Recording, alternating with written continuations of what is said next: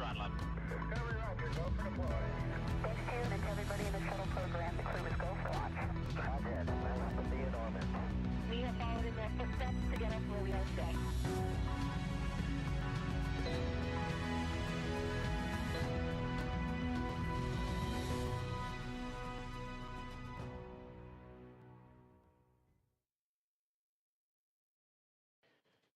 Good evening from Mission Control in Houston and the International Space Station Flight Control Room at the Johnson Space Center. As we go on the air, you are looking live at the passageway between the Harmony module of the International Space Station and the connecting tunnel leading to the SpaceX Dragon Freedom that is housed at the moment on the zenith or space-facing side of the Harmony module. It is through that passageway that NASA astronauts Suni Williams and Butch Wilmore, along with NASA astronaut Nick Hague, the Dragon commander, and Roscosmos cosmonaut Aleksandr Gorbunov will be floating through a short time from now, closing the hatch behind them and making final preparations for their undocking from the International Space Station that is scheduled at 12:05 a.m. Central Time, 1:05 a.m. Eastern Time, the home stretch for Williams and Wilmore.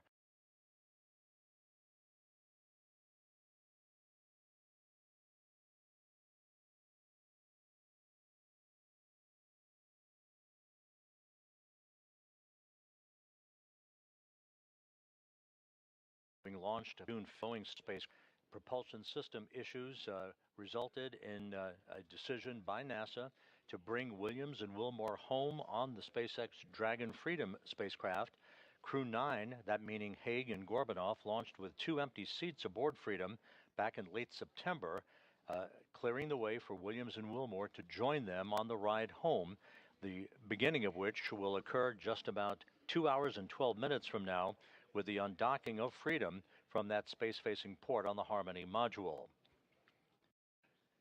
At the time that the Dragon splashes down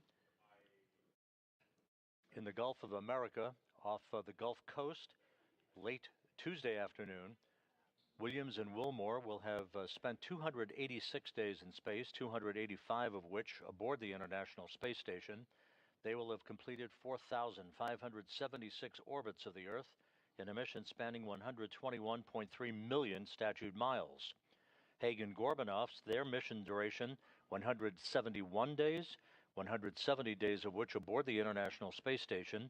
Their mission will have spanned 2,736 orbits of the Earth, 72.5 million statute miles. The crew-9 departing crew, they have donned their garments, their undergarments, if you will. Nick Hague, just off on the right side of your screen. They will be assisted through that hatchway to close the hatch behind them. That hatch closure expected about 30 minutes, perhaps a bit less than that. Freedom, Houston, on 2, stand by for big loop audio config.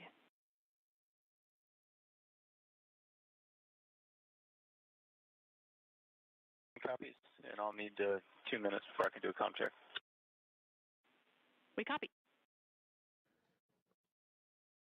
Spacecraft communicator Tess Caswell here in Mission Control in Houston, part of the Orbit 3 team, who will be talking to the crew members as they complete the hatch closure and then subsequently the undocking of the International Space Station. She is part of that Orbit 3 team that is led by Flight Director Marcos Flores tonight. He is the lead flight director for the Crew-9 mission. In the foreground, popping in and out of the field of view, is NASA astronaut Anne McClain, the commander of the Dragon Endurance that automatically docked to the forward port of the Harmony module in the wee hours of Sunday morning to initiate about 1+ days of handover activities with the Crew-9 crew. The abbreviated handover was specifically designed to provide as many undocking opportunities as possible for Crew-9. The decision to bring the Crew-9 crew back to Earth on Tuesday was dictated by what is forecast to be pristine weather conditions at the various landing sites in the Gulf of America that the Dragon Freedom will be coming home to late Tuesday afternoon, with splashdown scheduled at 4:57 p.m. Central Time, 5:57 p.m. Eastern Time.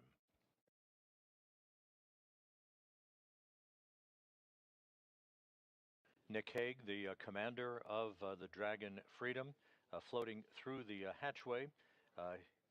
We will see Williams and Wilmore shortly as they are completing their suit-up activities. The final suit-up will take place once the 4 crew members are inside Dragon and the hatch is closed between Dragon and the International Space Station.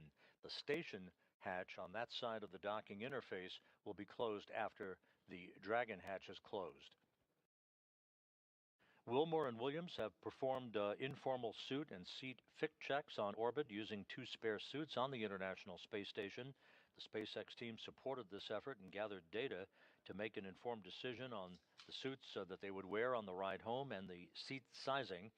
A new suit was actually flown up for Butch Wilmore on the crew-9 mission that arrived on the station at the end of September. Wilmore and Williams also performed suit donning and doffing activities to familiarize themselves with the suits and with Dragon systems during the handover between Crew-8 and Crew-9 back in September.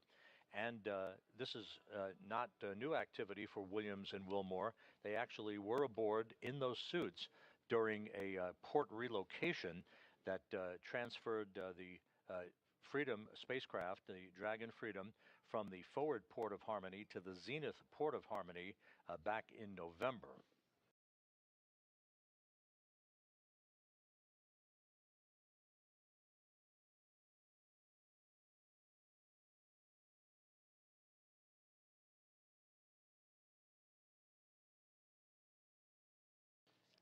Once Williams, Wilmore, Hague, and Gorbunov depart the International Space Station just over 2 hours from now, the 7 crew members left aboard the International Space Station will continue the Expedition 72 increment led by the commander of the station, Roscosmos cosmonaut Alexei Ovchinin, joined by his cosmonaut colleagues Ivan Wagner and Kirill Peskov, Peskov having just arrived on the station as part of Crew-10. Also continuing on in orbit, NASA astronauts Anne McClain, Nicole Ayers, and Don Pettit, and Japan Aerospace Exploration Agency astronaut Takuya Onishi. Don Pettit will be coming home in late April 19th, in fact, U.S. time, on the Soyuz MS-26 spacecraft that he rode to orbit in along with Ovchinin and Wagner from the Baikonur Cosmodrome in Kazakhstan. The International Space Station is currently flying 260 miles above the Earth, currently crossing the southeastern coast of Africa, moving in a trajectory from northwest to southeast in an orbit inclined 51.6 degrees to either side of the equator.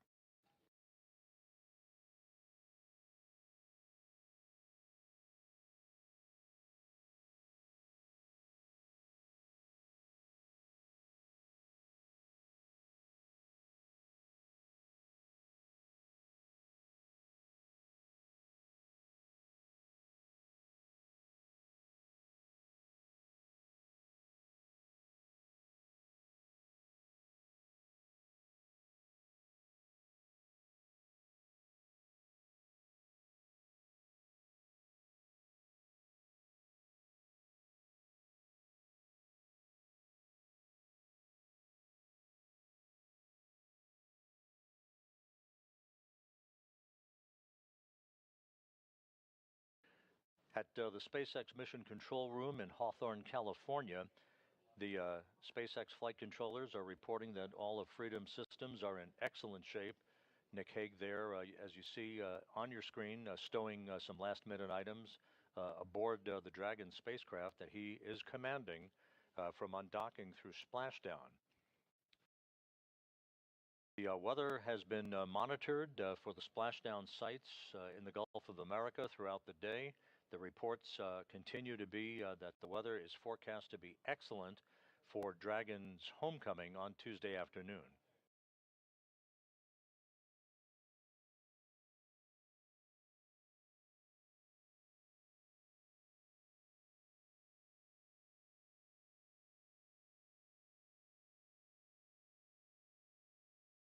From the time of undocking through splashdown, it's a fairly short phasing, as they term the ballistics end of the operation, about 17 hours of transit between the time the Dragon will undock from the International Space Station and the time it will splash down. Again, splashdown off the coast of Florida in the Gulf is scheduled for 4:57 p.m. Central Time, 5:57 p.m. Eastern Time on Tuesday afternoon.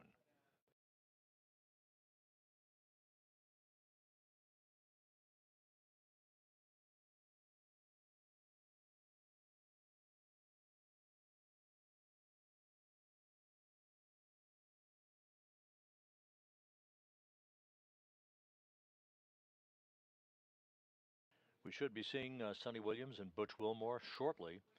At the time of splashdown, predicted to be Tuesday afternoon, Williams again will have logged 286 days in space on this, her third flight, and a total of 608 days in space, the second most by any American astronaut, right behind Peggy Whitson, who has 675 days in space on her bio.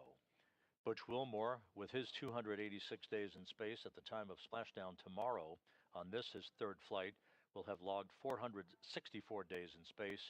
Nick Hague, wrapping up his third mission with 171 days in space, will have a total of 374 days in space, to his credit. And again, Aleksandr Gorbunov of Roscosmos ending his first flight into space with a splashdown tomorrow and a total of 171 days on his biography.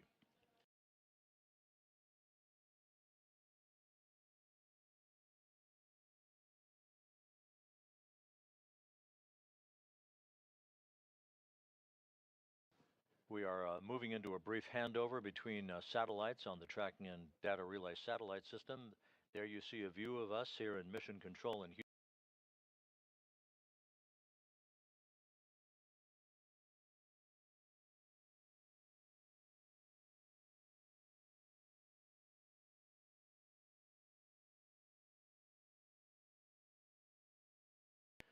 Spacecraft has his voice talking crew periodically during the time frame between now and hatch closure, and then between hatch closure and undocking, through the time that the Freedom spacecraft leaves what is called the approach ellipsoid. Basically, I term it the neighborhood of the International Space Station, at which point integrated operations between the Johnson Space Center and Hawthorne will come to an end, and it will all be in Hawthorne's hands to bring the crew home.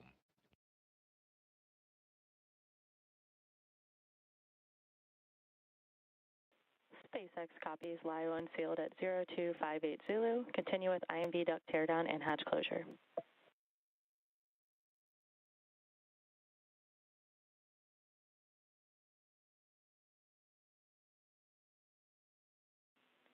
And Freedom Houston on the big loop. Sounded like a good comm check with SpaceX. At your convenience, we'll take a comm check with us.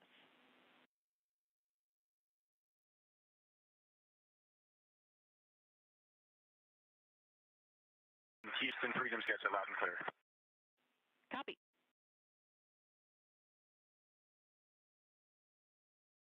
Those voice checks between Nick Hague and the SpaceX Mission Control Room in Hawthorne and the Flight Control Room here in Houston. You're seeing Don Pettit and Alexei Ovchinin taking photographs of Butch Wilmore in his entry suit. Suni Williams is in the foreground near the hatchway.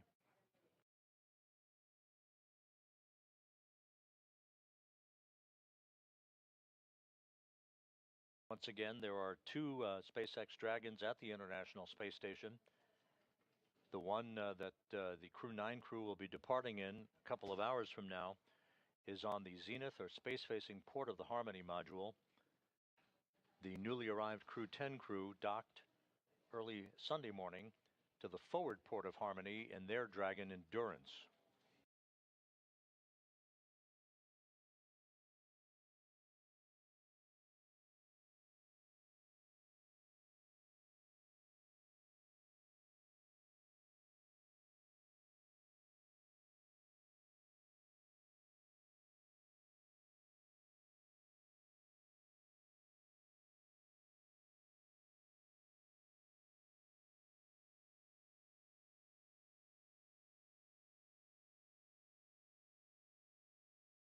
And you see at the hatchway the four departing crew-9 crew members posing for some final photos.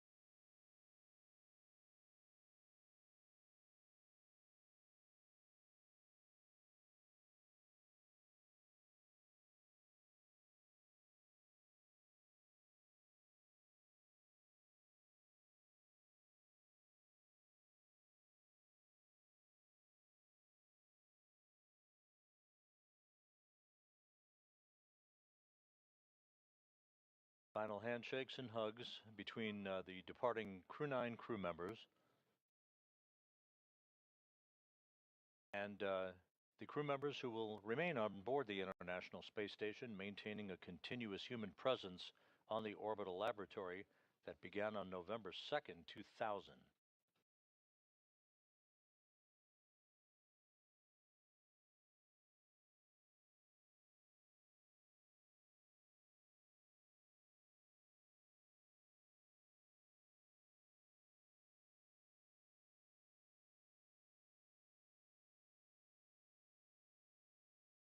Once again, we're in a brief handover between satellites that provide the downlink TV capability from the station. We'll be regaining that downlink TV just a moment or two from now.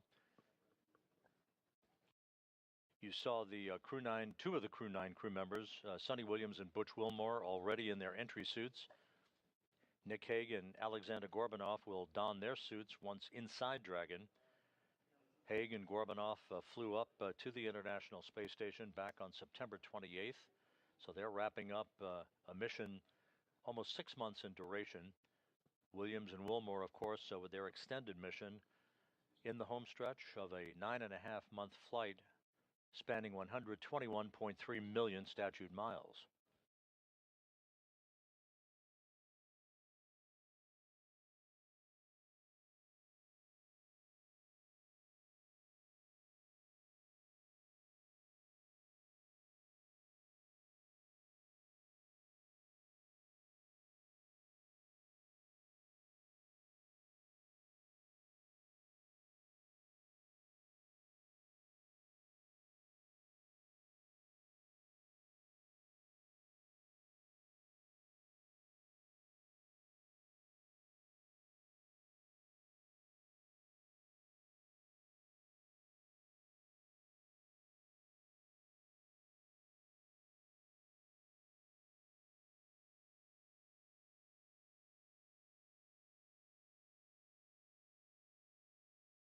And now inside Dragon, you see Butch Wilmore on the far left. In the center of your screen, Aleksandr Gorbunov. Nick Hague on the far right. They will settle into their respective seats aboard Freedom as countdown clocks here in Mission Control are ticking backward toward the time of the command to initiate the opening of hooks holding Freedom to its docking port on the space-facing side of the Harmony module. That command to be issued about an hour and 55 minutes from now.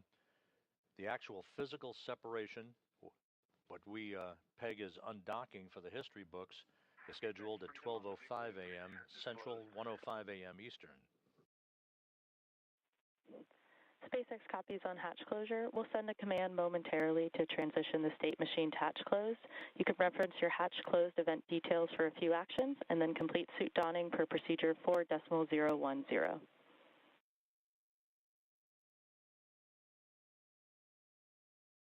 Freedom copies all. And Nick Hague aboard Freedom confirming that Dragon's hatch to the International Space Station is closed. That call coming at 10:05 p.m. Central Time, 11:05 p.m. Eastern Time. So the crew-9 crew now safely aboard the Dragon Freedom will complete their suit-up procedures, do systems checks. There will be a series of leak checks between Freedom and the International Space Station at the docking interface. You see Suni Williams on the far right-hand side of your screen. She will be seated next to Nick Hague, the Freedom commander. To Hague's right will be Aleksandr Gorbunov, and you see Butch Wilmore on the far left.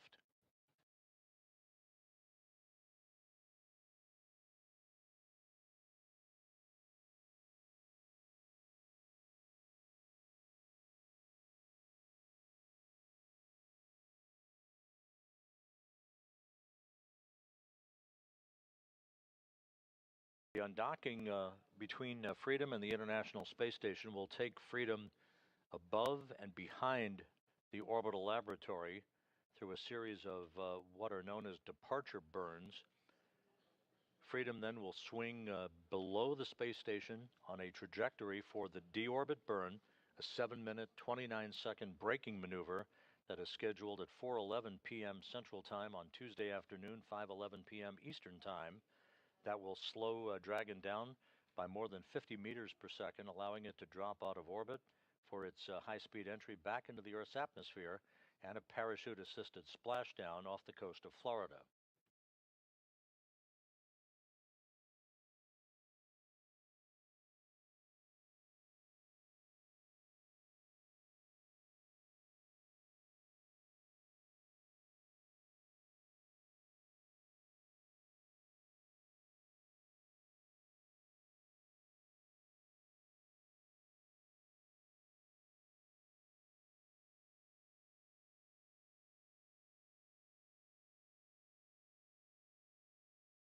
Once again, the 4 Dragon Freedom crew members you see in this view. Butch Wilmore on the far left,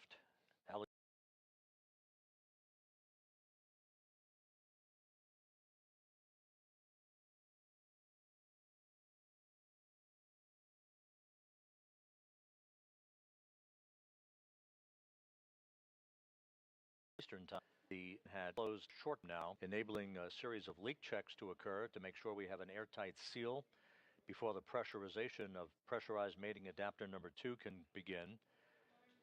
The vestibule will be depressed to vacuum, setting the stage for the initiation of the commanding of the opening of the hooks holding Dragon in place and the physical separation of Dragon from Harmony, with undocking scheduled at 12:05 a.m. Central Time, 1:05 a.m. Eastern Time.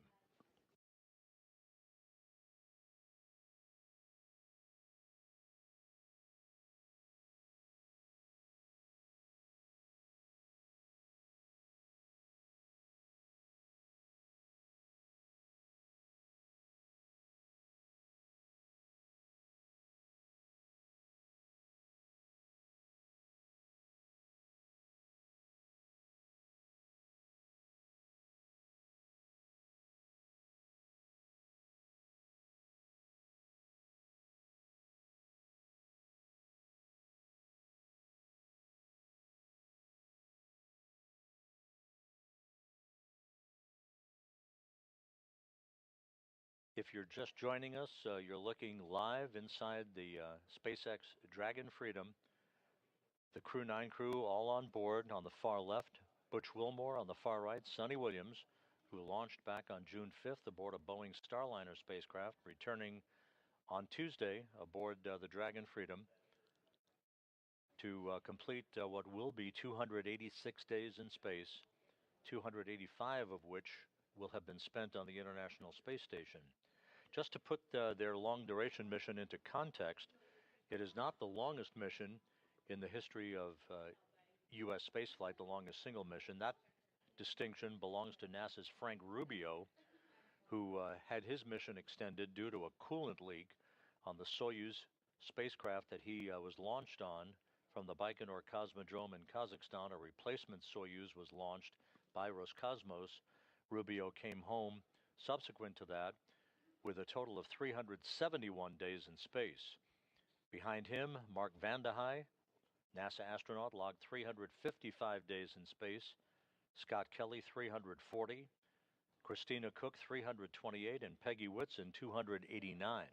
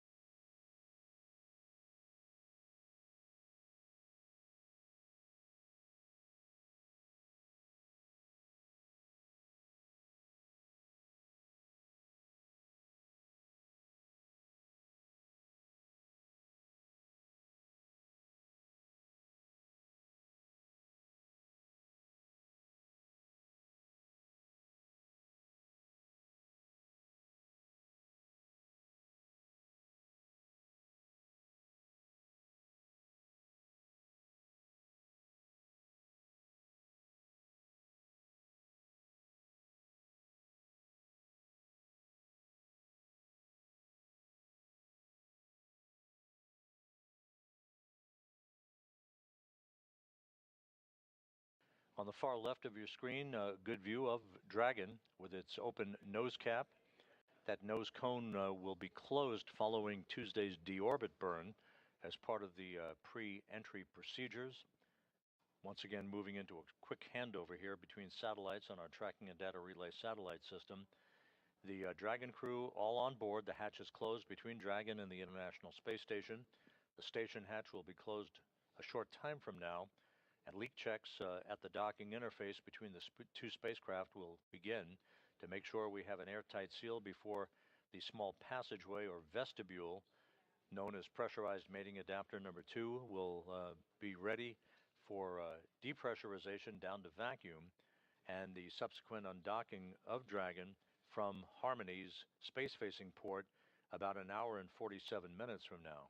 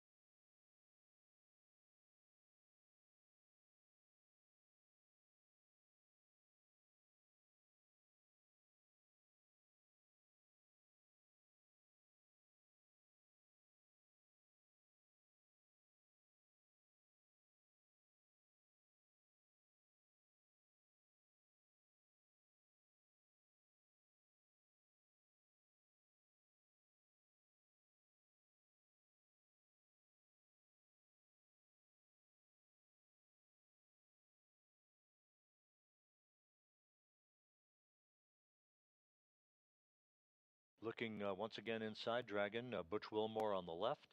Settling into his seat is the commander of Dragon, veteran NASA astronaut Nick Hague.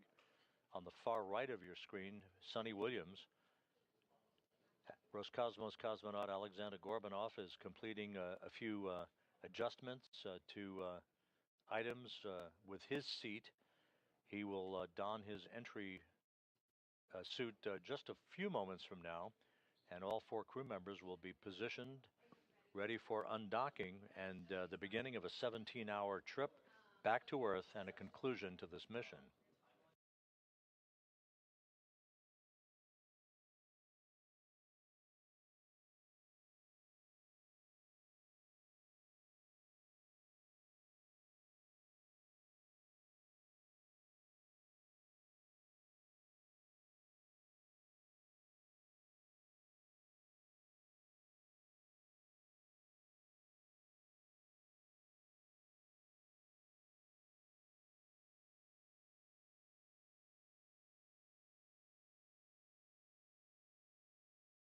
As mentioned earlier, this is not the first time that Wilmore and Williams have been aboard the Dragon Freedom. SpaceX Freedom, com check from C2.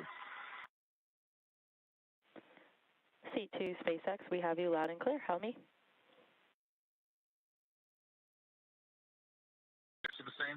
I'm suited and seated, working on Alex, and we'll be finishing up and ready for suit checks here shortly. SpaceX copies all. Communication between the spacecraft communicator at SpaceX Mission Control in Hawthorne, California, and Dragon's commander Nick Hague. The communications checks continuing. Aleksandr Gorbunov yet to suit up. He will momentarily.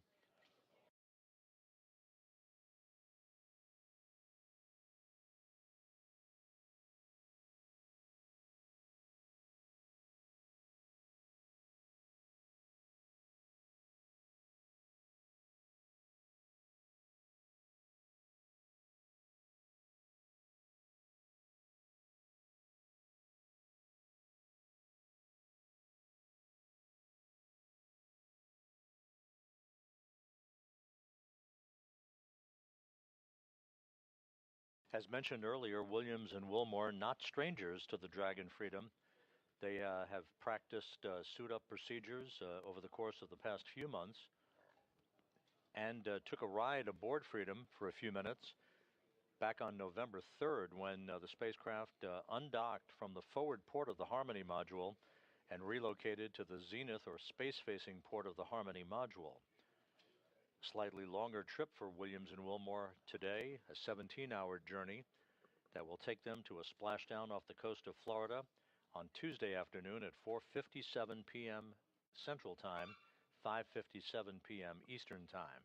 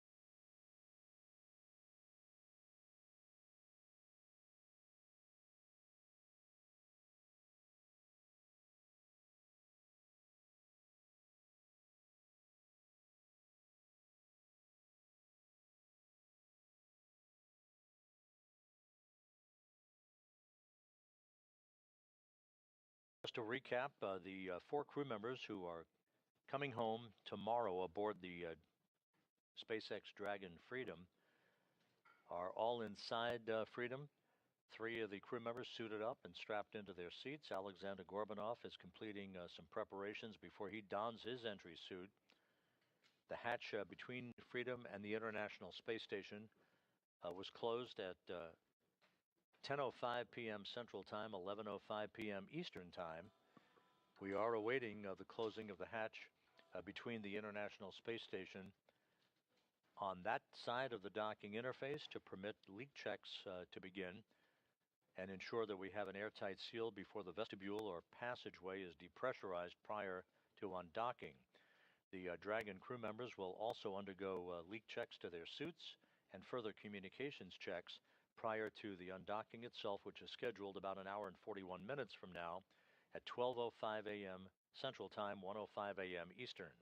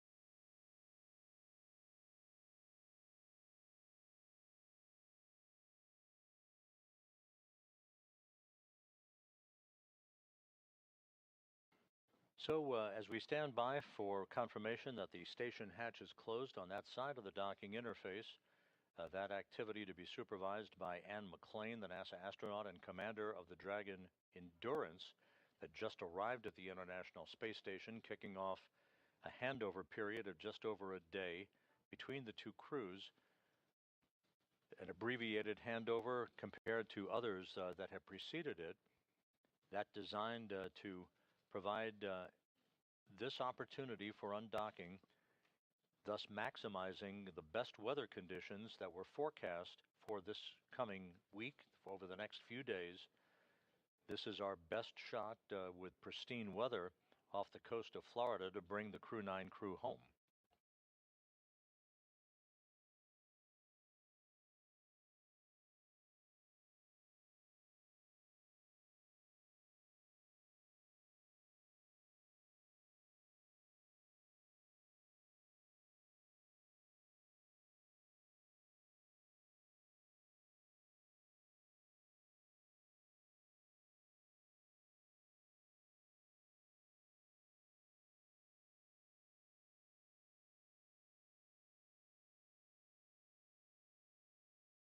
Freedom on 2 for IDA egress.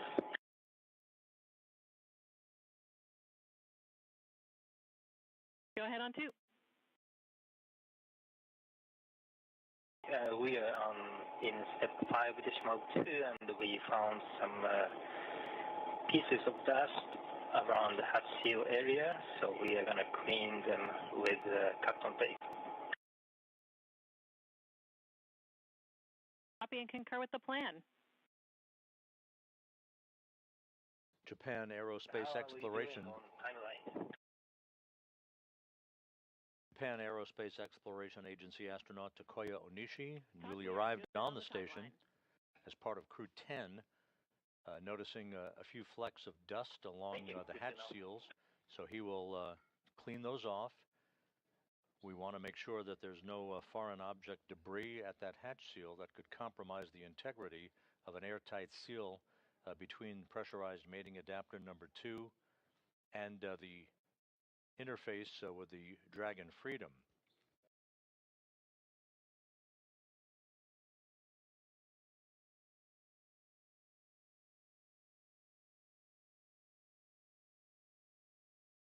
You're looking right across Nick Hague, the commander of the Dragon Freedom, the mission director at SpaceX's Mission Control Room in Hawthorne, reporting back to NASA Flight Director Marcos Flores here in Mission Control in Houston, that we're just about ready for suit leak checks. Waiting for call for 5.3.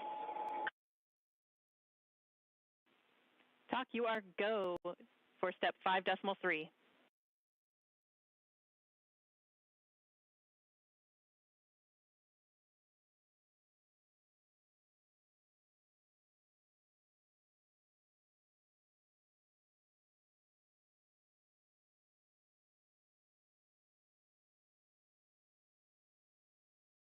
Okay, copy. We are go for closing Apex hatch, and I have one question for you. Go ahead.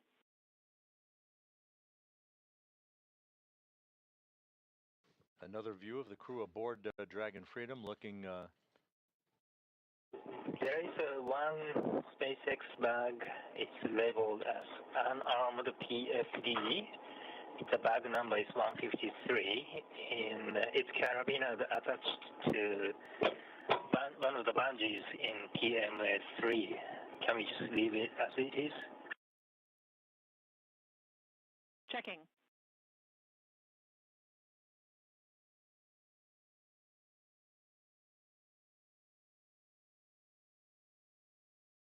Once again, you're looking at a view across the 4 crew members, Butch Wilmore in the foreground, Aleksandr Gorbunov to his left, then Nick Hague, and just obscured on the far right-hand side of this configuration is Suni Williams.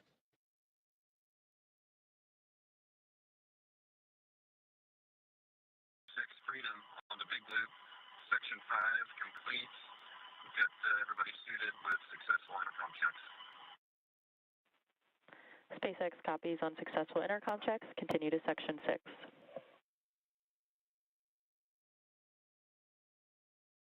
Welcome.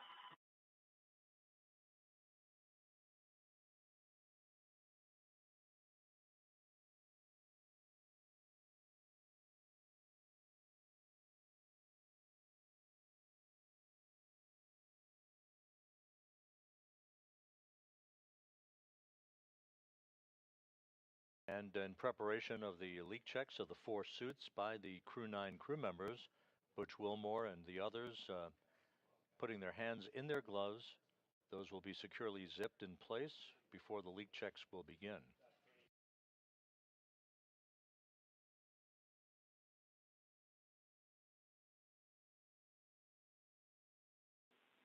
Station Houston on the big loop for the bag.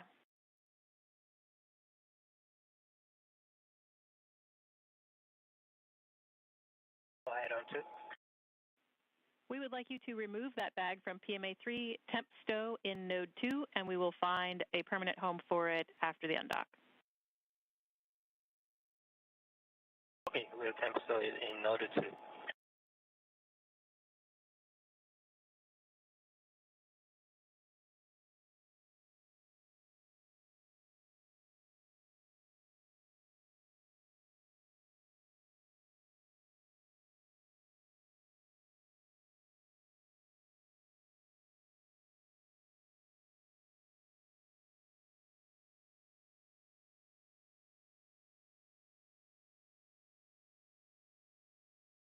SpaceX Freedom on the big loop. Section 6 is complete.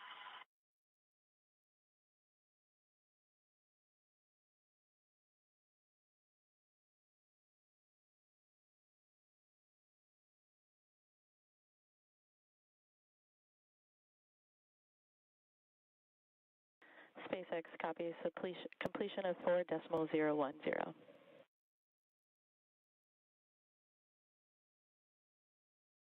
The hatch between the International Space Station and pressurized mating adapter number 2 is now closed. The Dragon hatch was closed at 10:05 p.m. Central Time, 11:05 p.m. Eastern Time.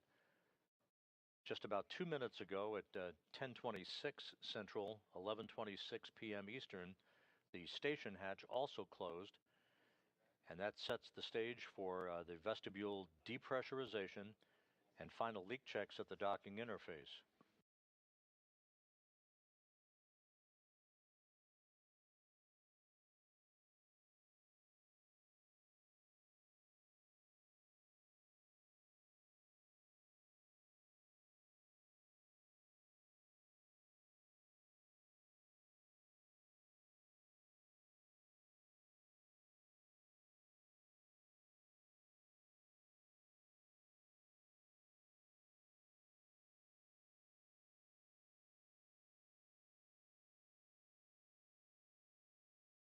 Another perspective of Nick Hague and Aleksandr Gorbunov. Butch Wilmore is to Gorbunov's right. Essentially, you're looking over the shoulder of Suni Williams, who's in the far left seat, if you will, in the seating configuration on the Dragon Freedom.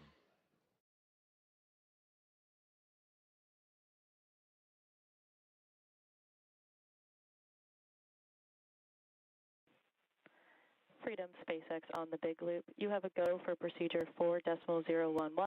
We'll meet you in section 2 when ready.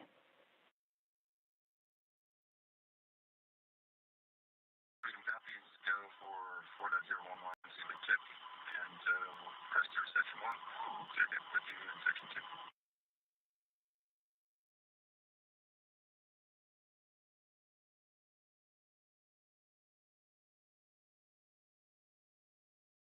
Crew closing their visors in advance of the individual leak checks on their suits.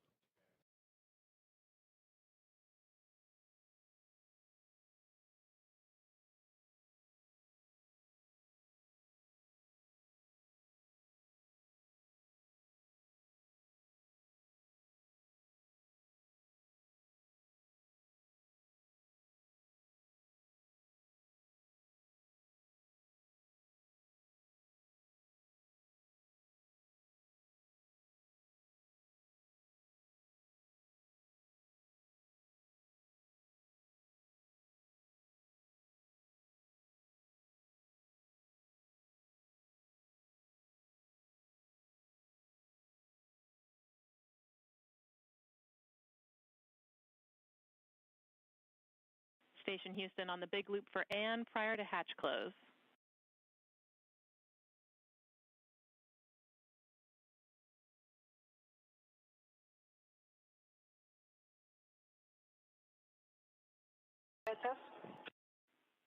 And taking a look at stowage and PMA 3 currently, we are seeing the APAS hatch cover, and we need that to go into the 0.5 CTB for DMAC.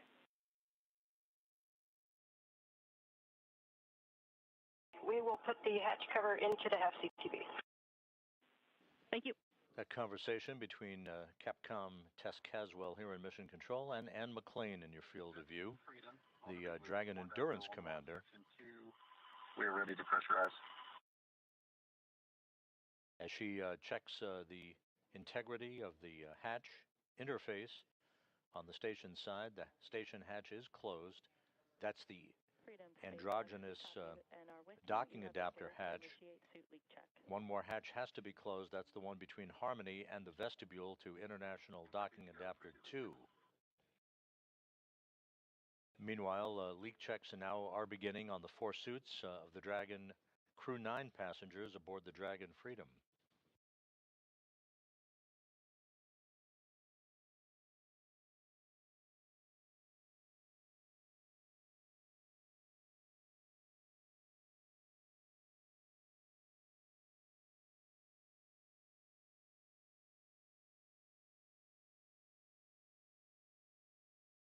The suit leak checks are underway. This should only take a minute or two.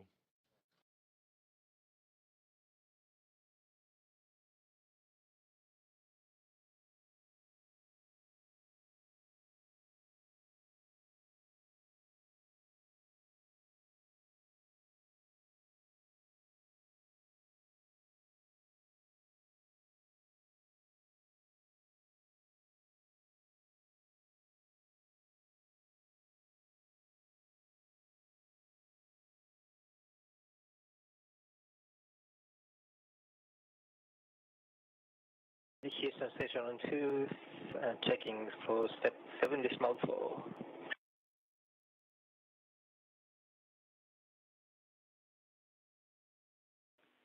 TOC, you are go to deploy desiccant in 7.4. Go for 7.4.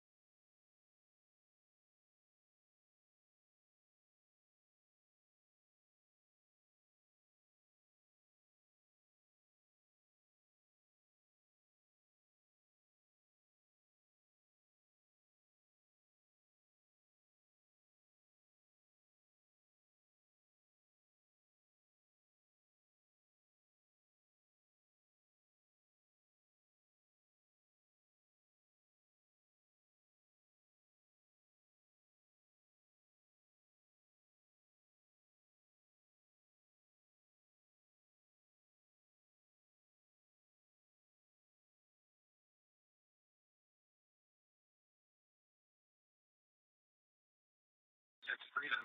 We've got 4 good suits. Freedom, we see the same, 4 healthy suits.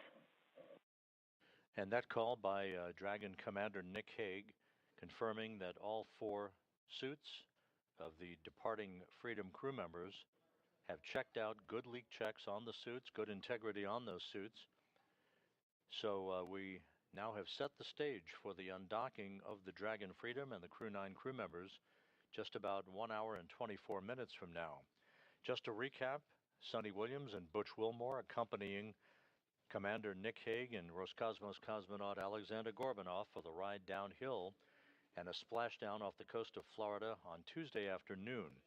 We will be resuming our coverage, joined not just here at the Johnson Space Center but by our colleagues in Hawthorne, California at the SpaceX Control Center.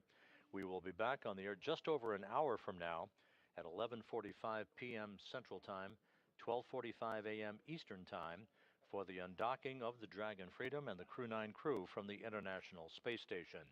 The weather conditions off the coast of Florida and the splashdown sites continues to be good, with splashdown of Williams, Wilmore, Gorbunov, and Hague scheduled for Tuesday afternoon at 4:57 p.m. Central Time, 5:57 p.m. Eastern Time. So with the crew-9 crew strapped into their seats and good leak checks for their suits on the Dragon Freedom, we'll sign off for now, and we'll be back with you just over an hour from now for our undocking coverage. For now, we'll sign off. This is Mission Control Houston.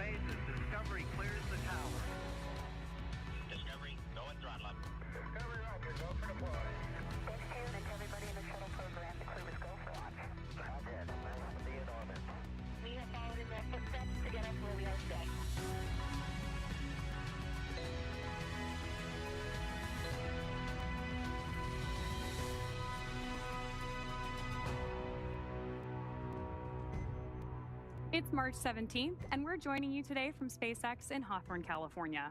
We're following along with the Dragon Freedom spacecraft as we await crew-9 beginning its 10:05 p.m. Pacific, 1:05 a.m. Eastern departure from the International Space Station, with NASA astronauts Nick Hague, Suni Williams, Butch Wilmore, and Roscosmos cosmonaut Aleksandr Gorbunov.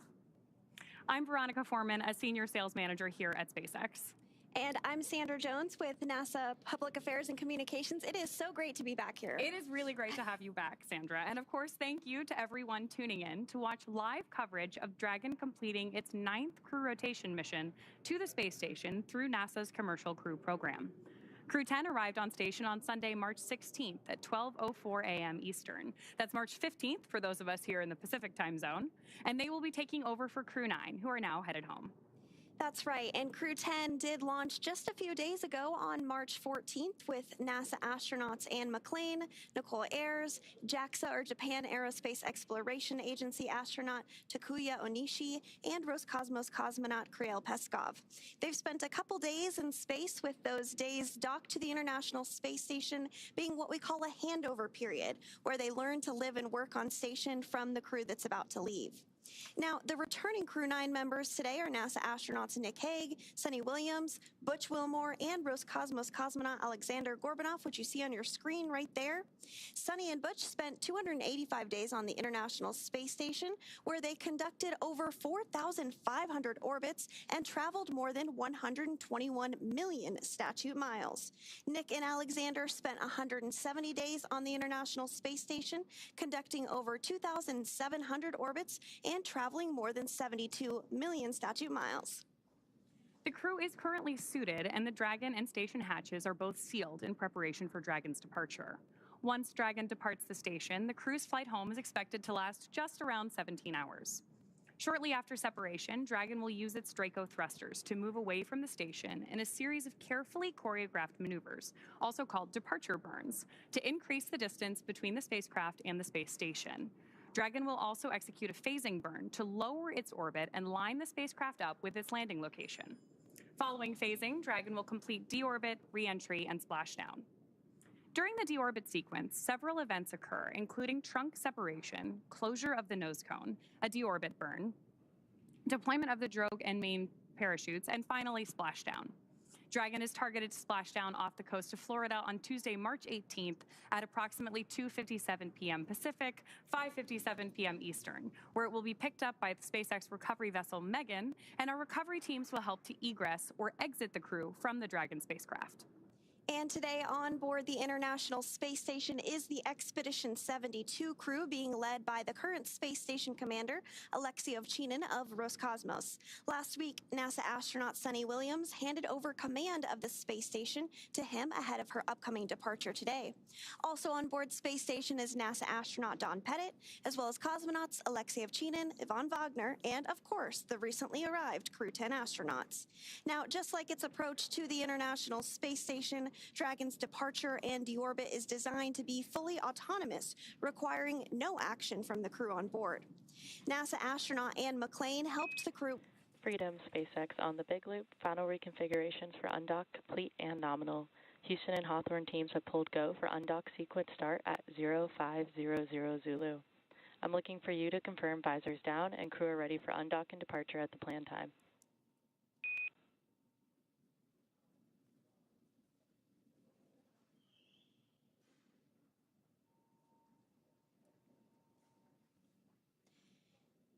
And we did just hear confirmation that the team in Mission Control and the team in Hawthorne did pull go for undocking. We might hear some continued communications. Freedom.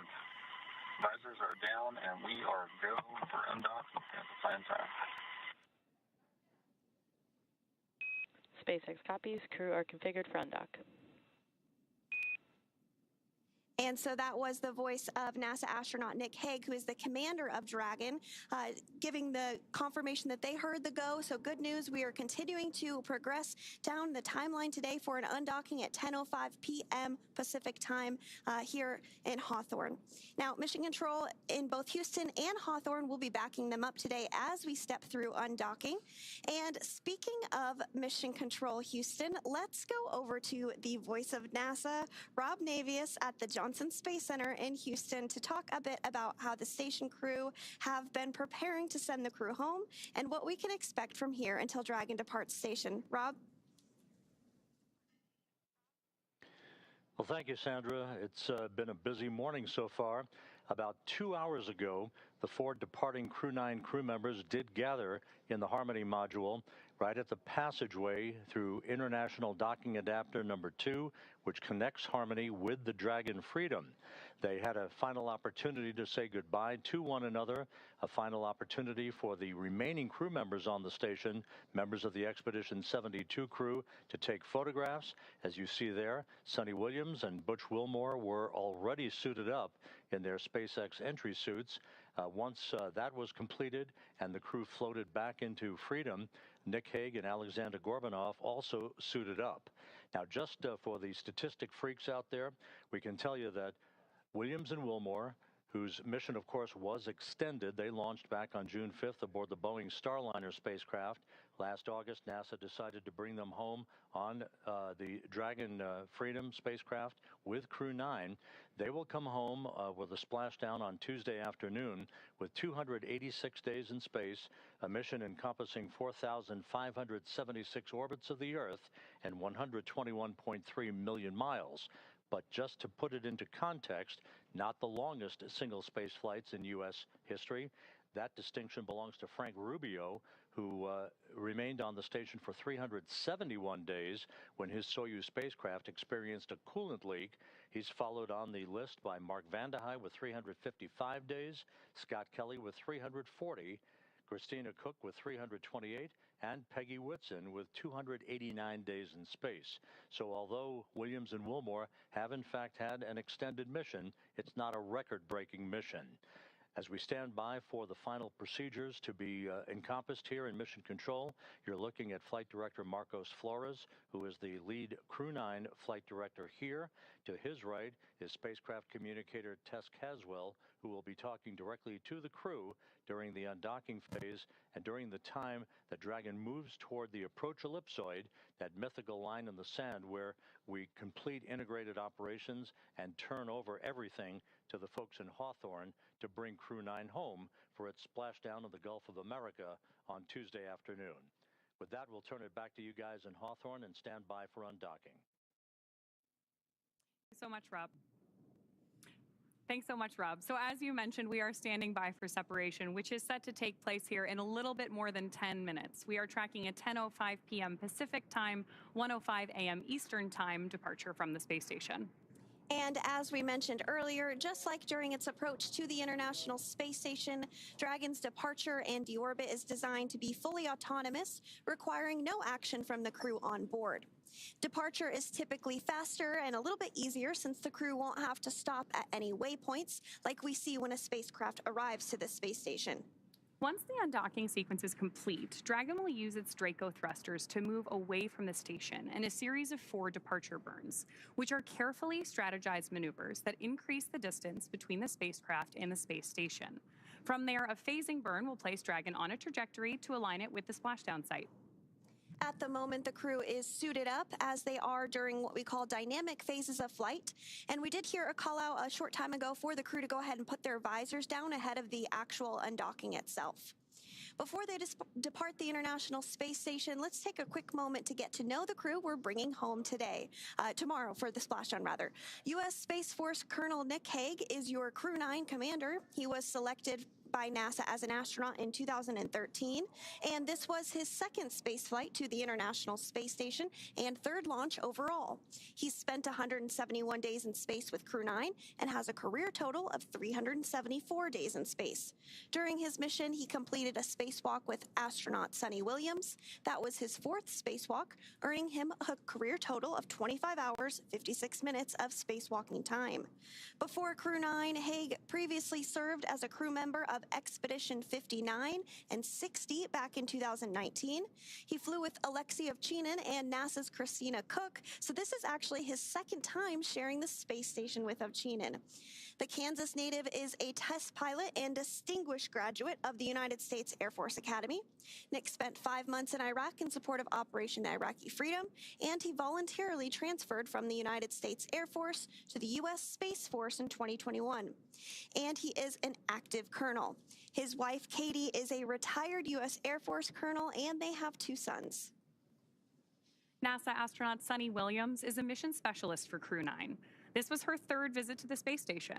She originally launched aboard Boeing Starliner spacecraft and arrived at the space station on June 6th. Following the agency's decision to return Starliner uncrewed, she became an Expedition 71-72 crew member. She logged 286 days in space on this mission. Suni has a total of 608 days in space, earning her the ranking of 2nd most time in space by a NASA astronaut. Former NASA astronaut Peggy Whitson ranks 1st with 675 days in space. Suni conducted 2 spacewalks and has completed 9 over the course of her career, for a total of 62 hours and 6 minutes of spacewalking time. She ranks 4th on the list of cumulative time spacewalking by a NASA astronaut. Previously, she served on Expedition 14 and 15 in 2007, and again with Expedition 32 and 33 in 2012. She is a retired U.S. Navy captain and a proud graduate of the U.S. Naval Academy. Next up is NASA astronaut Butch Wilmore, who is also serving as a mission specialist today. This is his 3rd space flight, and just like Suni, he logged 286 days in space. He conducted 1 spacewalk and has completed 5 over the course of his career, earning him a total spacewalking time of 21 hours, 2 minutes. He's flown on 4 different spacecraft throughout his career: Space Shuttle Atlantis, Soyuz, Boeing Starliner, and now the SpaceX Dragon. Previously, the Mount Juliet, Tennessee native served on STS-129 in 2009 and Expedition 41 and 42 from 2014 to 2015. Wilmore is also a retired captain in the U.S. Navy. Aleksandr Gorbunov is the 3rd mission specialist serving on today's mission. Crew-9 was his 1st spaceflight to the space station, earning him a total of 171 days in space over the course of his career. Gorbunov, along with Nick Hague, saw the arrival of 4 visiting vehicles and saw the departure of 4 as well. The duo orbited the Earth more than 2,700 times. Before his cosmonaut selection in 2018, Gorbunov worked as an engineer for a Rocket Space Corporation and helped support cargo spacecraft launches from the Baikonur Cosmodrome. There is an amazing amount of diversity and experience behind the crew coming home today. Yes, absolutely. And so we are targeting undocking today at 10:05 p.m. Pacific, just a few minutes here from now. There will be an undock command that is sent first. That is expected at 10 p.m. Pacific time. And then it'll take a few minutes for us to actually see the physical separation and everything. But we are getting views right now of Dragon Freedom. What you see on that black portion of your screen there is some of the solar rays that help collect power for the spacecraft. That will remain intact during the phasing, which is about 17 hours for this particular flight. But before splashdown tomorrow afternoon, which we are targeting at 2:57 p.m. Pacific, that portion of Dragon will actually be jettisoned. So it'll just be the white portion that we'll see splashdown. But we're not quite there yet. First, we need to have the spacecraft undock. So again, targeting undock at 10:05 p.m. Pacific time this evening. That's absolutely right, Sandra. So right now what we're doing on board Dragon is preparing for that undocking sequence to be commanded. Undocking from the space station basically involves separating the umbilicals and those attachment hooks that we use to dock Dragon to the space station. So we're effectively doing what we did during the docking procedure here, but in reverse. All of that in preparation for splashdown tomorrow. Freedom, SpaceX on the Big Loop, undock sequence commanded. And right on schedule, we've got confirmation of that undocking sequence command. Freedom copies.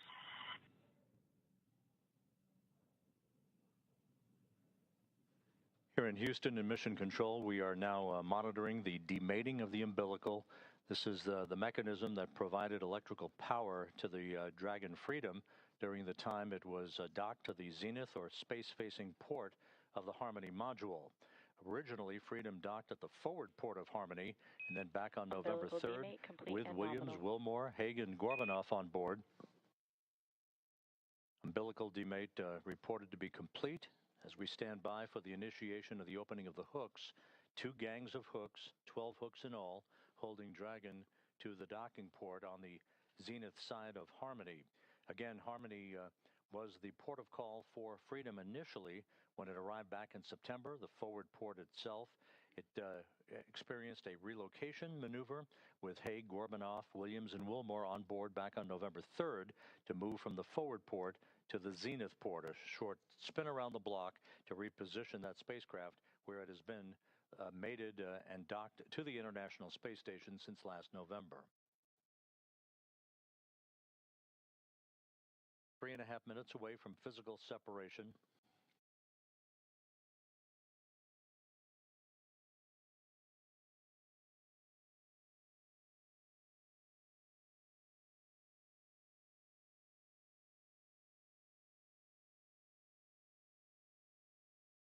Once the physical separation occurs between Dragon and the docking port on Harmony, it will begin to move above the station at a very slow rate of about 1/10 of a meter per second. Then we'll move behind the station. A series of departure burns will then put it on a trajectory to carry it below the station and on its way to a safe distance away from the International Space Station for its deorbit burn that will occur at 4:11 p.m. Central Time, 5:11 p.m. Eastern Time on Tuesday afternoon to begin the final leg of the ride home for Williams, Wilmore, Hague, and Gorbunov.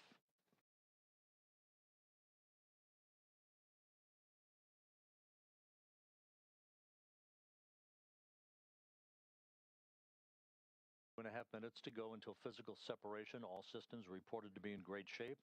The latest weather forecast off the coast of Florida at the splashdown sites indicates pristine weather for the arrival of the crew-9 crew on Tuesday afternoon. Open and nominal.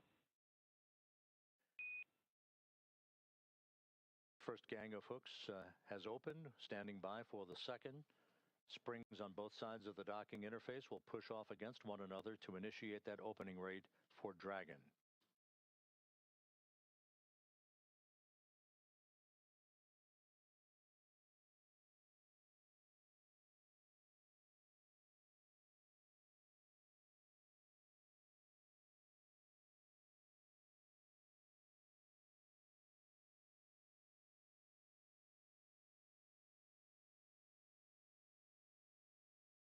Ninety seconds till physical separation. Heading into the home stretch for Williams and Wilmore, the beginning of the end for a 9.5-month mission in space.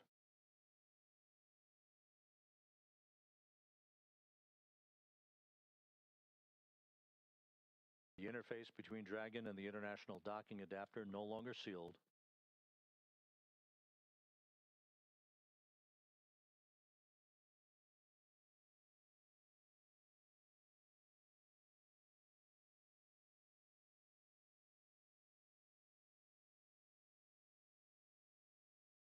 International Space Station and Dragon flying from southwest to northeast across the Pacific Ocean at an altitude of 261 statute miles.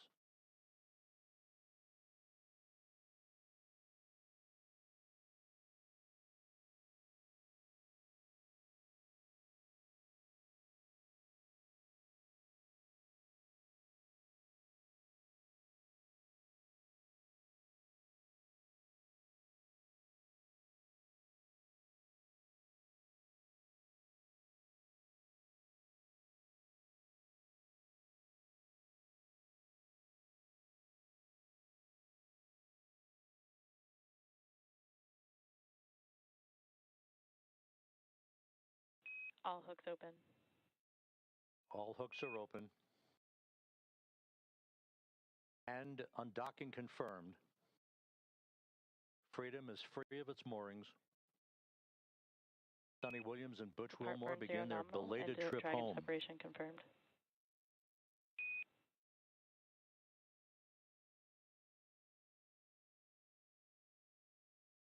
Undocking occurring right on time at 12:05 a.m. Central Time, 1:05 a.m. Eastern Time.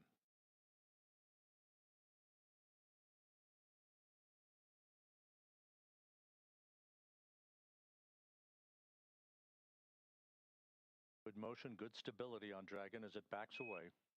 Freedom, SpaceX on the big loop, depart burn 0 nominal.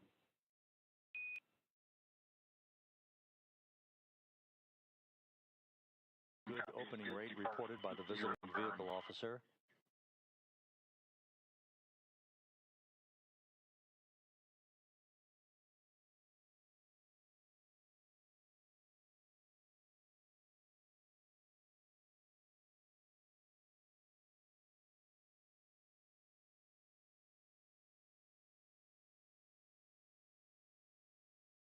Dragon's attitude control system functioning as advertised.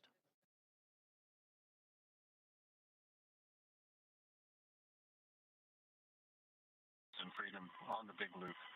On behalf of crew 9, I'd like to say it was a privilege to call station home, to live and work and be a part of a mission and a team that spans the globe, working together in cooperation for the benefit of humanity.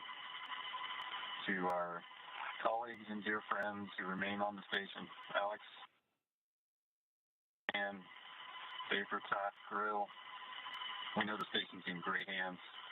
We're excited to see what you guys are going to accomplish, and we'll be waiting for you. Crew 9's going home.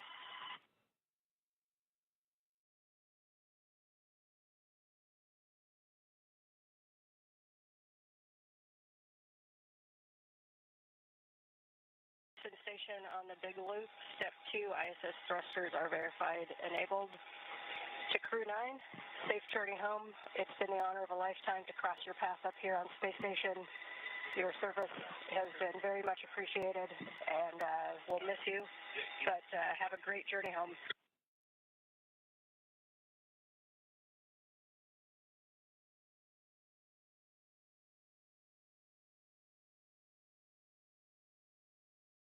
And this is back. I wish we could spend more time with you guys, but many people who love you and whom you love are waiting for you. So safe travel, Godspeed.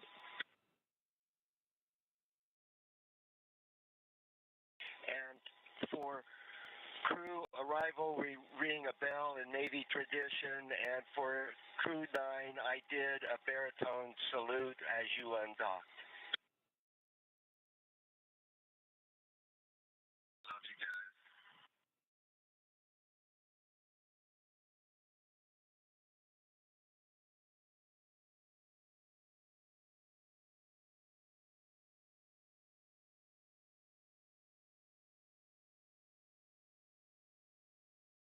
So an exchange of poignant words between the Dragon commander, Nick Hague, as well as the Crew 10 crew, the newly arrived Crew 10 crew members, Anne McLean, Takoya Onishi, and Don Pettit, offering their best wishes and Godspeed for a safe return to Earth on Tuesday afternoon for the quartet aboard the Dragon Freedom.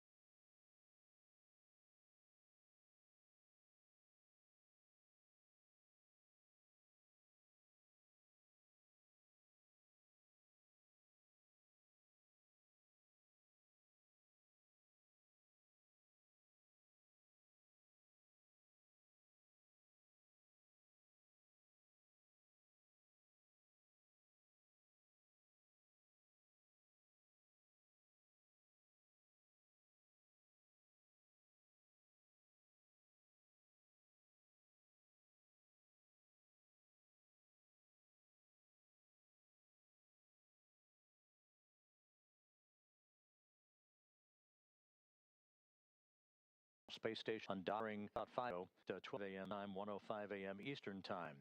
Now, coming up here in the next minute or so will be the spacecraft's exit from what is called the keep-out sphere. That is the first imaginary line between the space station and the departure corridor for the Dragon itself. That will be followed by Dragon maneuvering to a Sun communications pointing orientation and to enable better communications between the tracking and data relay satellite system and Dragon's communications capability itself. The approach ellipsoid exit, that basically is the end of integrated operations, where Dragon will cross that imaginary line to move beyond the neighborhood of the station, as it were, is scheduled about 14 minutes from now.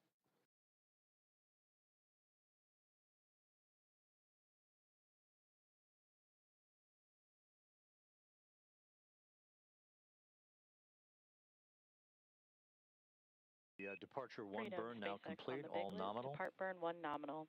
Your go to DOF suits per procedure 4.012.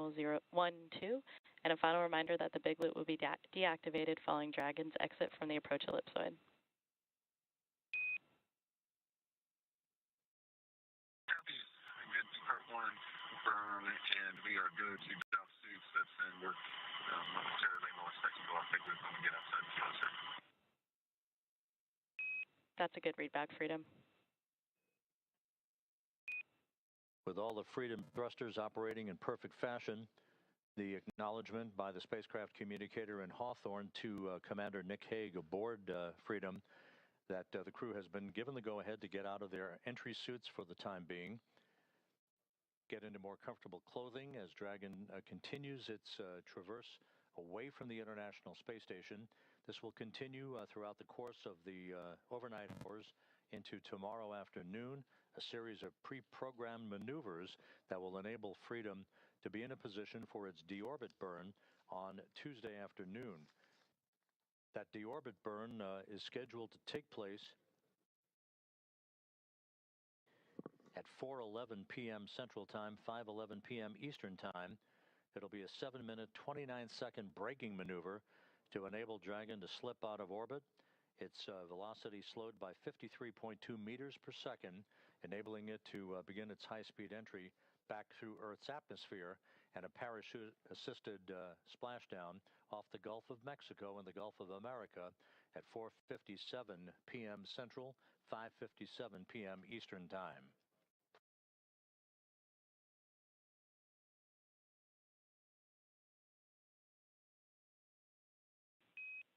Station and Houston, on the big loop, Dragon has exited the keep out sphere.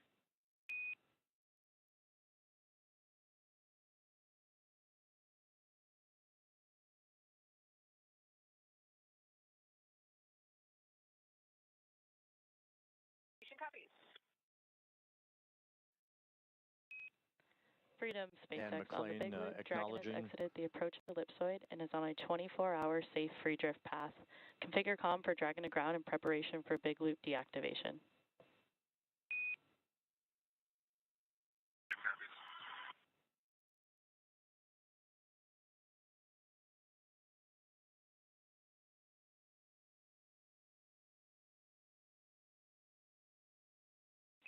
And Freedom SpaceX on the big loop. Premature call. We have exited the keep out sphere but are still in the approach ellipsoid.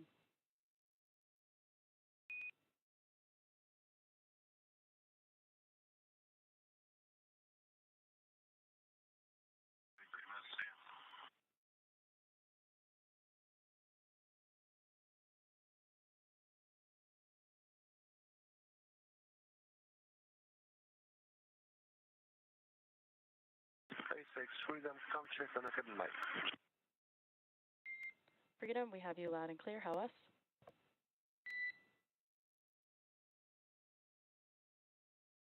Dragon, having crossed the keep-out sphere, next major milestone will be the exiting of the approach ellipsoid to depart the neighborhood of the station. With that, we'll toss it for the moment back to Hawthorne and Veronica and Sandra. Thanks so much, Rob. As Rob just mentioned, we are now waiting for Dragon to exit the approach ellipsoid, also known as AE, which is another imaginary shape, this time a three-dimensional ellipsoid measuring 4 kilometers by 2 kilometers by 2 kilometers, in the same family as the keep-out sphere. It's one of several safety zones set up to govern visiting spacecraft, either arriving or departing the station.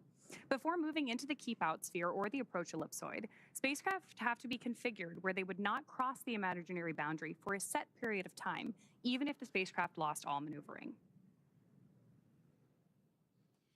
That's right. And that approach ellipsoid, once we get past that milestone, will be something that we call the end of integrated operations. And integrated operations means that we are talking to each other on the big loop. So we did hear those communications back and forth.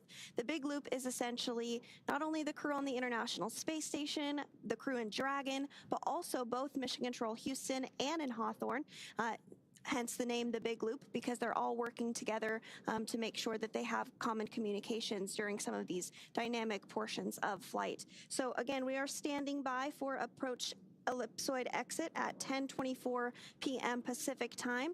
And on your screen there, we are getting a view of Dragon from the International Space Station, now quite a bit smaller than when we just saw a few minutes ago, undocking at 10:05 p.m. Pacific. Also in the line of sight there, we have a small view of the Canadarm, which is a robotic arm that helps do some maneuvering and is utilized a lot during spacewalks on board the International Space Station.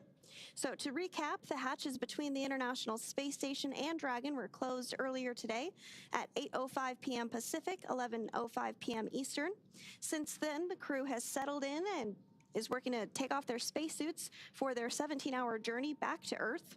The joint NASA and SpaceX teams did, of course, pull go to proceed with undocking, and that undocking command was then sent at 10 p.m. Pacific, followed by umbilical retraction and hooks opening, with physical separation taking place at 10:05 p.m. Pacific, as the space station and Dragon were traveling 261 statute miles off the coast of Guam over the Pacific Ocean. Dragon then completed 2 of 4 departure burns and has exited the keep-out sphere, and we are now just minutes away from Dragon crossing the approach ellipsoid to set the spacecraft and crew-9 up for their path back to Earth. Again, Dragon is targeting to splash down off the coast of Florida in the Gulf at 2:57 p.m. Pacific, 5:57 p.m. Eastern on Tuesday, March 18th, marking the completion of a long-duration science and research mission. Great views right now on your screen of Mission Control here in Hawthorne, California.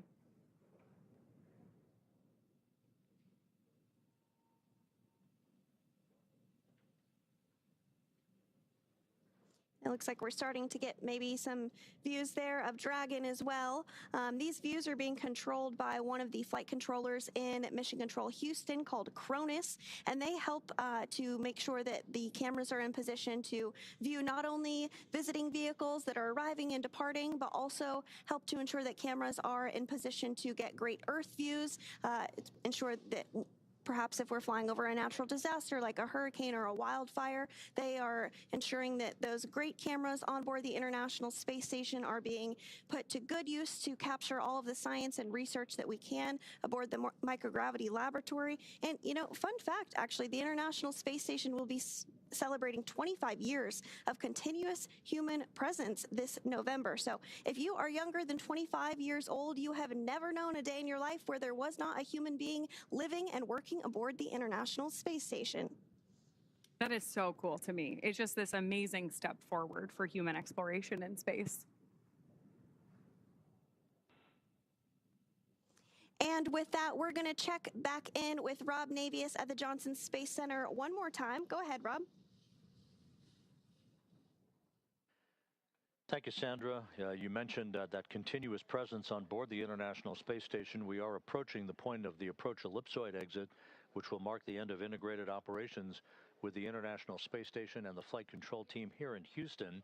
Just a reminder, on board, 7 crew members representing 3 nations: Alexei Ovchinin, the station commander, and his Roscosmos colleagues Ivan Wagner and Kirill Peskov, Anne McLean, Nicole Ayers, and Don Pettit of NASA, and Takoya Onishi of the Japan Aerospace Exploration Agency. Ovchinin, Wagner, and Pettit are next up to depart the station on April 19th. They are scheduled to return home to the steppe of Kazakhstan and a parachute-assisted landing on April 19th U.S. time, April 20th in Kazakhstan. Before that happens, another NASA astronaut, Johnny Kim, along with 2 Roscosmos cosmonauts, will be launching from Baikonur on April 8th as that continuous presence of researchers on board the International Space Station continues unbroken. Sandra?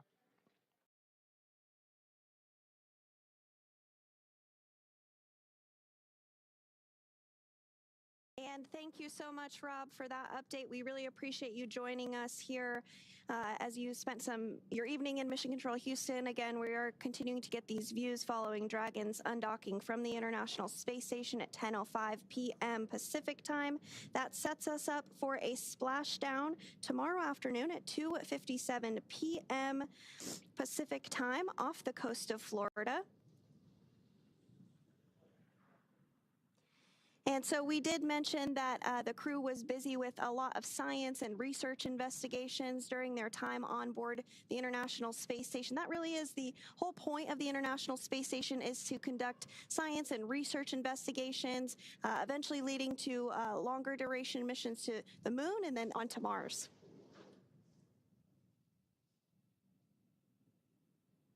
We're, of course, standing by for any further communications from Crew-9 on board Dragon Freedom at this time. But it's a great opportunity for us to comment on some of the amazing science that Crew-9 conducted while they were on board the station. In total, Crew-9 completed more than 150 experiments, conducting over 900 hours of research. Following their splashdown tomorrow, some of those time-sensitive experiments will be among the first offloaded off the capsule and then returned to various research facilities across the country so that the science can continue. And in addition to that science, they also completed a few spacewalks, one of which was to actually swab the outside of the International Space Station for microorganisms to see if anything might potentially be able to survive the harsh environment of space, which is pretty interesting. Another one was a spacewalk to remove a radio frequency group, or the RFG. NASA astronaut Suni Williams was able to successfully remove that, which was a big milestone for NASA. And as you mentioned, over 530 hours specifically dedicated to NASA science between NASA astronauts Butch Wilmore and Suni Williams. So that just goes to show the great use that the microgravity lab has for science and research on the ground. I still can't get over that fact that you shared that it has been almost 25 years of continuous operation on board the ISS. That's amazing. Yes, over 270 Station people. on 2 for PMA3 closeout photos. Go ahead, Ann. I just downlinked the card with all of the PMA3 and IDA and Dragon Hatch photos, as well as Crew-9 departure. Those are on SSC 17. Copy, 1-7. And just want to clarify, also on 17, I did a whole series of kind of inspection documentation photos before departure, and then a series after departure per the instructions. So 2 different folders with before and after photos. We copy.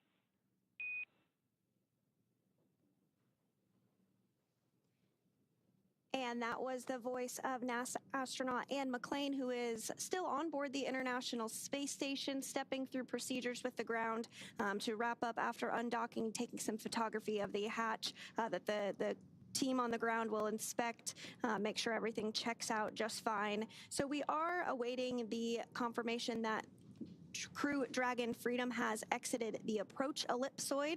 We're expecting that here in just a couple of seconds here, really. So we might hear that call out here shortly.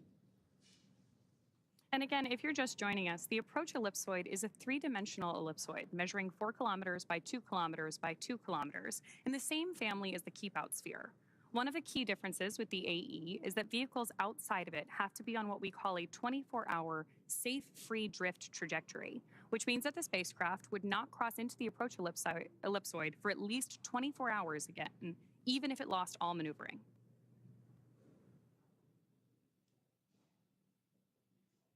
That's exactly right. So we'll continue to stand by for that. Now, you may be wondering, what will the crew be doing during their 17-hour phasing? You did hear the call out earlier that they had to go to doff or take off their spacesuits. So they'll get settled in, have the opportunity to have a meal, and try and get some sleep before their targeted splashdown off the coast of Florida tomorrow afternoon at 2:57 p.m. Pacific time tomorrow afternoon. So we are looking forward to seeing them splash down off the coast of Florida tomorrow. So continuing to stand by for that approach ellipsoid exit. Should be hearing the call out any moment now. And that will really end the portion of integrated operations between the space station, Dragon, Hawthorne, Mission Control, and Mission Control Houston as well. Freedom, SpaceX on the Big Loop. Dragon has now exited the approach ellipsoid and is on a 24-hour safe free drift path. Please make sure that comm is configured for Dragon to ground.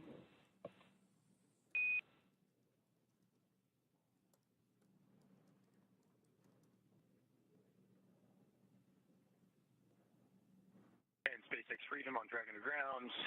Understand we're out the approach. Ellipsoid, 24-hour freedom.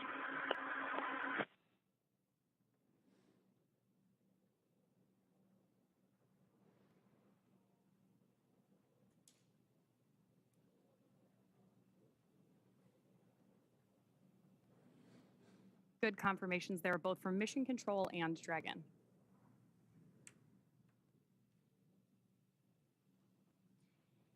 And again, we did hear confirmation that Dragon Freedom has now exited the approach ellipsoid, or AE, which is that imaginary shape that's three-dimensional ellipsoid measuring 4 kilometers by 2 kilometers by 2 kilometers in the same family as the keep-out sphere. So one of the key differences with the AE is that vehicles outside of it have to be on what we call that 24-hour safe free drift trajectory. This means that the spacecraft would not cross into the approach ellipsoid for at least 24 hours, again, even if it lost all maneuvering. With that, Crew-9 has officially departed the International Space Station. As Sandra mentioned, it will take them about 17 hours until they make their way back to Earth. So the crew is currently settling, as Sandra mentioned, for a little bit of dinner, or maybe get their suits off before they take some time to rest before returning to Earth. Dragon is, of course, targeted to splash down off the coast of Florida tomorrow at 5:57 p.m. Eastern, 2:57 p.m. Pacific on March 18th, followed by the crew getting picked up at sea by a SpaceX recovery vessel. As they rest up, our teams here will continue to keep an eye on the weather to ensure a safe return for Dragon and our Crew-9 astronauts. And though our coverage here in Hawthorne today is wrapping up for now, we will turn it over to the NASA team in Houston to take us through the next phases of the Crew-9 mission. Our friends at the Johnson Space Center will provide continuous live audio-only coverage along Crew-9's journey home until we rejoin tomorrow.